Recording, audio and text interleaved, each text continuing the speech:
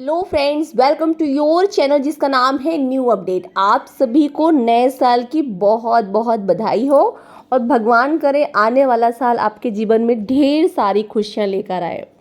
आज मैं फिर से कुछ नई जानकारियों के साथ अपना वीडियो शुरू करने वाली हूँ। तो वीडियो शुरू करने से पहले मैं फिर से कहना चाहूँगी, अगर आप ये कोई डाउट्स हैं आउटसोर्स कर्मचारियों को लेकर तो प्लीज़ कमेंट करके ज़रूर बताइएगा। वीडियो पसंद आए तो वीडियो को लाइक कीजिएगा और अपने इस चैनल को ज़्यादा से ज़्यादा सब्सक्राइब करके इस परिवार को और बढ़ाइएगा। तो चलिए शुरू करते हैं आज का वीडियो में आज मैं बताने वाली हूँ कि संसद में हमारे आउटसोर्स कर्मियों को लेकर, महंगाई को लेकर सरकार से कुछ टिप्पणियां की गई थी, उस पर क्या एक्शन लिया गया ये बताऊंगी।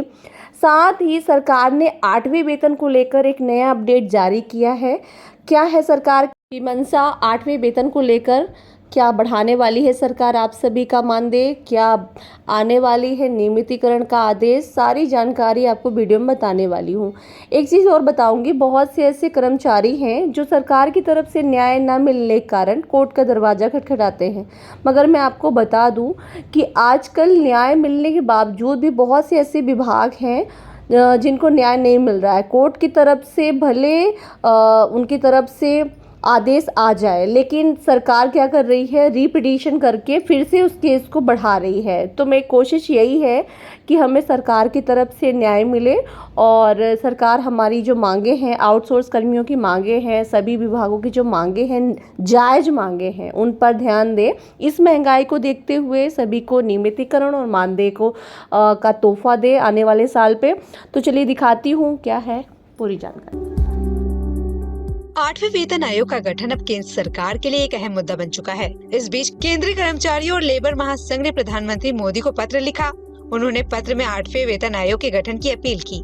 बढ़ती महंगाई और मुद्दा के मूल्यांकन में गिरावट को ध्यान में रखते हुए ये मांग की गई।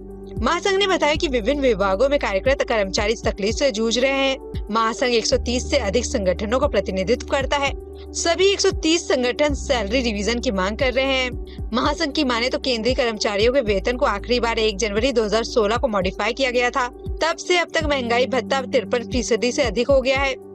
कोविड-19 के बाद महंगाई और बढ़ी है। ब्याज दरों के बढ़ने से कर्मचारियों की आमदनी काफी ज्यादा प्रभावित हुई है। महंगाई और आर्थिक स्थिति के बदलने से सैलरी रिवीजन की जरूरत और जरूरी हो गई है। महासंघ का कहना है कि केंद्रीय कर्मचारियों की सैलरी ऐसी होनी चाहिए कि आला प्रतिभा सरकारी सेवाओं की ओर बढ़े। इसलिए हर 5 साल में सैलरी रिवीजन की प्रक्रिया अनिवार्य होनी चाहिए।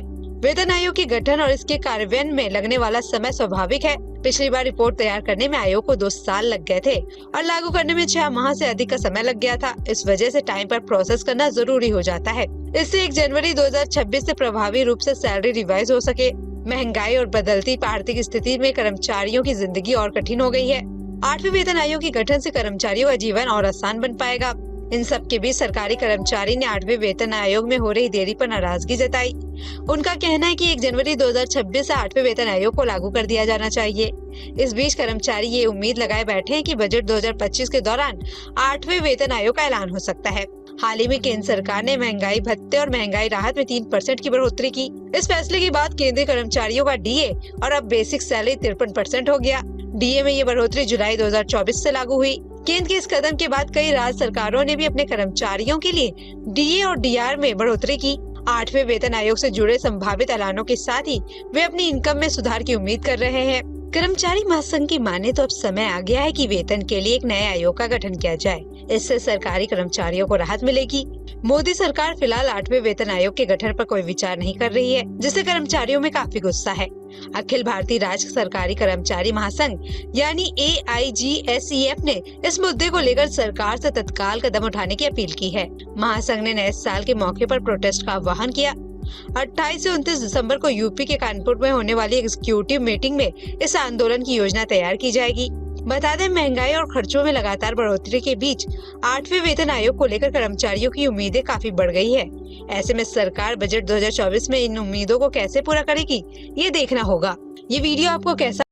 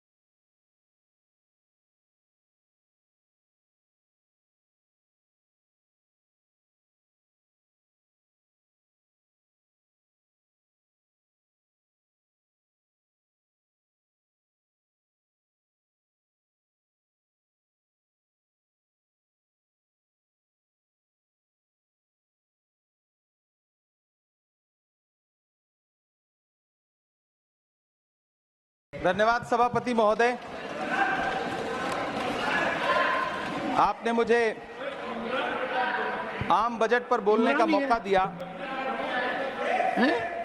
Sir my time. नहीं, Pause my Shri time, sir. Imran Pratapgarhi कहा गया है। सर ये थोड़ा सा इसकी जांच कराओ। मैंने कहा यहाँ प्रमोद प्रतापगढ़ी भी बैठे। ये आपसी मामला है, ये खत्म होने वाला नहीं है मेरे से। इसकी जड़ें बहुत गहरी गई हुई हैं। मैं रोज देखता हूँ ये जड़ें गहरी होती जाती हैं। इमरान प्रतापगढ़ी। धन्यवाद सभापति महोदय। 83 मिनट 71 बार थपथपाई गई मेज, 14,417 शब्दों का बजट भाषण और उस बजट में अपने लिए राहत तलाशती मिडिल क्लास की हैरत ज़दा आंखें। सभापति महोदय, मेरे हाथों में जो दस्तावेज है दरअसल ये देश के किसानों, गरीबों, मजदूरों की उम्मीदों का स्मारक है। ऐसा लग रहा है जैसे वित्त मंत्री महोदया ने बजट नहीं तैयार किया है बल्कि प्रधानमंत्री जी की मन की बात का संकलन तैयार किया है। टूटा हुआ लश्कर का भरम देख रहे हैं, टूटा हुआ लश्कर का भरम देख रहे हैं और जिल्ले इलाही के करम देख रहे हैं। ताकत का नशा अक्ल पे हावी है तुम्हारी, तुम देख न पाओगे जो हम देख रहे हैं। वित्त मंत्री महोदया ने इस बजट में महंगाई पर सिर्फ 10 शब्द बोला है। जिस देश में टमाटर 100 रुपए किलो बिक रहा हो। सभापति महोदय, मेरा टाइम पॉज करें और बार बार इंटरप्ट करने को या तो मना करें। हाँ बोले, कृपया बोले। सभापति महोदय, वित्त मंत्री महोदया ने इस बजट में महंगाई पर सिर्फ 10 शब्द बोले हैं। जिस देश में टमाटर 100 रुपए किलो बिक रहा हो, उस देश की वित्त मंत्री के पास बजट में महंगाई पर बोलने के लिए सिर्फ 10 शब्द है। डीजल, पेट्रोल, आटा, चावल, दाल, सब्जी की महंगाई का तो कोई जिक्र ही नहीं। सावन चल रहा है तो प्याज और लहसुन का दाम पूछना तो शायद पाप होगा। मैंने तो यह भी सुना है कि वित्त मंत्री जी जो चीज खुद नहीं खाती हैं उसके दाम से उनका कोई लेना देना नहीं होता। लेकिन इस बार बजट पेश करने के लिए पार्लियामेंट आने से पहले वित्त मंत्री जी ने दही और चीनी खाई थी। अब तो उनसे यह पूछा जा ही सकता है कि उन्हें दही, दूध और चीनी का रेट तो इन दिनों पता ही होगा। क्या उसे सस्ता करवाएंगी या नहीं सस्ता करवाएंगी? अगर पता है तो कृपया सस्ता करवाइए, क्योंकि इसी चीनी ने अमेठी में एक मंत्री महोदया का राजनीतिक कैरियर कड़वा कर दिया। सभापति महोदय, अपने शीश महलों में बैठे हुए सरकार के सांसद और मंत्री कह रहे हैं कि महंगाई कम हो रही है। संसद की कैंटीन से बाहर निकल करके एक चाय का कप खरीदिए, तब समझ में आएगा कि महंगाई कम हो रही है या बढ़ रही है। किसी एक दिन अपनी किसी मजदूर की तरह अपनी दिन भर की दिहाड़ी लेकर के बाजार जाइए और अपने बच्चों के लिए राशन खरीदिए, तब पता चलेगा कि महंगाई कम हो रही है या नहीं हो रही है। यहां बैठ करके बड़ी बड़ी बातें करना आसान है। ये चूनर धानी धानी भूल जाते, ये पुरवा की रवानी भूल जाते, जो आकर 4 दिन गांव में रहते तो सारी लंतरानी भूल जाते। सभापति महोदय, इलेक्टोरल बॉन्ड खरीदने के नाम छुपाने वाली सरकार, इलेक्टोरल बॉन्ड खरीदने वालों के नाम छुपाने वाली सरकार इन दिनों आम के ठेला लगाने वालों के नाम जानना चाहती है। मुझे तो होटलों, ढाबों या आम के ठेलों पर नेम प्लेट लगवाने वालों से पूछना है कि कभी खून की बोतल पर देखा है किसी का नाम लिखा हुआ? मुझे पूछना है कि क्या कोरोना के दौरान अपनी उखड़ती हुई सांसों के लिए ऑक्सीजन तलाशने वाले किसी इंसान ने ऑक्सीजन लाने वाले किसी इंसान से पूछा था कि ऑक्सीजन लाने वाला इंसान हिंदू है या मुसलमान है? मुझे पूछना है कि लावारिश लाशों के लिए कोरोना में कांधा देने वाले, चिताओं के लिए लकड़ियां सजाने वाले किसी इंसान से पूछा गया था उसका नाम, उसका मजहब? लेकिन इन दिनों पूछा जा रहा है। सभापति महोदय, अफसोस देश के प्रधानमंत्री जी ने कभी न टूटने वाली चुप्पी ओढ़ ली है। सभापति महोदय, जनता ने 63 सीटें कम क्या कर दी, ये सरकार तो अमृतकाल का नाम लेना ही भूल गई। ये भूल गई है अमृतकाल को, ये भूल गई है मनरेगा को, ये भूल गई है मौलाना आजाद नेशनल फेलोशिप को, ये भूल गई है मणिपुर को, ये भूल गई है महाराष्ट्र को। मुझे गर्व है कि मैं राज्यसभा में महाराष्ट्र का प्रतिनिधित्व करता हूं।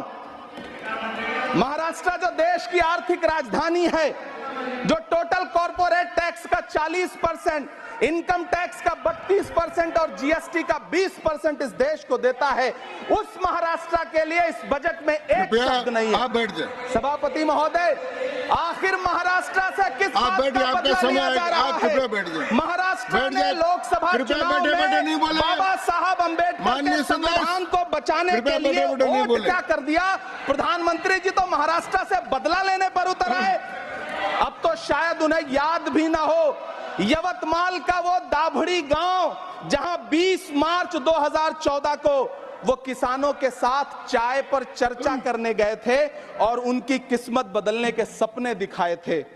उसी यवतमाल में पिछले 6 महीने में 132 किसानों ने आत्महत्या की है। सभापति महोदय, महाराष्ट्र में हर महीने 209 किसान आत्महत्या कर रहे हैं। राज्य सरकार द्वारा सौंपा गया आंकड़ा बताता है कि 1 जनवरी से 31 मई के बीच 1046 किसानों ने आत्महत्या की है। लेकिन अफसोस, इस बजट में महाराष्ट्र के किसानों के लिए कुछ भी नहीं है। किसानों से चिढ़ी हुई सरकार ने बजट में किसानों के एमएसपी की लीगल गारंटी नहीं दी। लेकिन याद रखिएगा, जो किसान का नहीं वो हिंदुस्तान का नहीं। सभापति महोदय, मुझे वित्त मंत्री जी से पूछना है कि वो जो कुछ साल पहले 100 स्मार्ट सिटी बनाने का ढोल पीटा गया था, सुना है उस ढोल में पानी भर गया है, इसीलिए आपने उसका नाम बदल करके सिटीज ऑफ ग्रोथ हब्स रख दिया है। अच्छा है, नाम बदलने का खेल खेलते रहिए। आपकी कई सरकारें तो इसी वजह से चल रही हैं। इस सरकार को पढ़े लिखे लोगों से दिक्कत है सभापति महोदय, इसीलिए इस सरकार ने यूजीसी का बजट 66% कम कर दिया है। वाह री सरकार। सभापति महोदय, मैं वित्त मंत्री जी के संज्ञान में लाना चाहता हूं कि किशनगंज में एएमयू सेंटर के पास 224 एकड़ जमीन है। यूपीए सरकार ने सोनिया गांधी जी की अगुवाई में 136 करोड़ रुपए एएमयू किशनगंज सेंटर के लिए सेक्शन किए थे। लेकिन आपकी सरकार ने पिछले 10 साल में उस 136 करोड़ में से सिर्फ 10 करोड़ रुपया रिलीज किया है। 1.5 करोड़ की आबादी वाला सीमांचल बेहतर शिक्षा के लिए उस सेंटर की बाट जोह रहा है। मेरा आपसे सवाल है कि इस सेंटर का बाकी पैसा आप कब रिलीज करेंगे? मुझे उम्मीद है वित्त मंत्री महोदया जवाब जरूर देंगी। सीमांचल उसी बिहार में आता है जिसकी बैसाखी के सहारे आपकी सरकार चल रही है। वहां के लोगों को एम्स की जरूरत है। महानंदा और कोसी से होने वाली बाढ़ की तबाही को रोकने के लिए बांध बनाइए, सीमांचल के साथ सौतेला व्यवहार बंद करिए। इकोनॉमिक कॉरिडोर बनाने से किसी राज्य का विकास नहीं होगा, विकास होगा स्वास्थ्य और शिक्षा के बुनियादी मुद्दों के लिए बजट देने पर। सभापति महोदय, एक तरफ तो इस बजट में पीएम आवास योजना के तहत 3 करोड़ अतिरिक्त मकान देने की घोषणा है और दूसरी तरफ लखनऊ के अकबर नगर में 1280 वो मकान हैं जिन्हें रिवर फ्रंट बनाने के नाम पे बुलडोजर से जमींदोज कर दिया गया।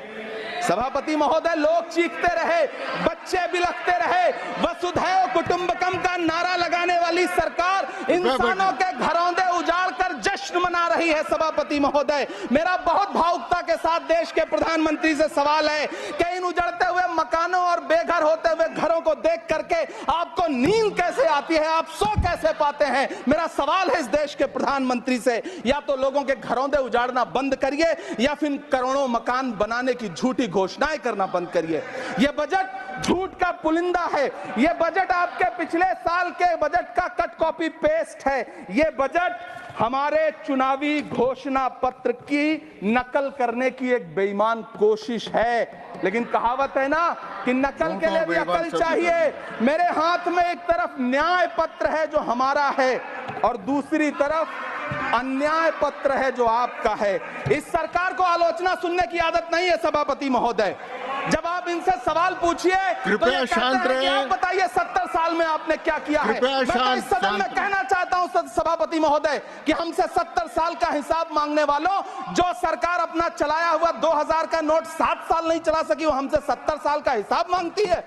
सभापति महोदय, मैं अंत में आपसे यह कहना चाहता हूं ये बजट बैसाखी पर टिकी हुई कृपया सरकार सुने। का कुर्सी बचाओ सुने, बजट है। सुने। इस बजट में राज्यों के साथ, किसानों के साथ, नौजवानों के साथ, महिलाओं के साथ, देश के मिडिल क्लास के साथ अन्याय किया गया है और इस अन्याय का खामियाजा आपको महाराष्ट्र, हरियाणा और झारखंड के चुनाव में भुगतना पड़ेगा।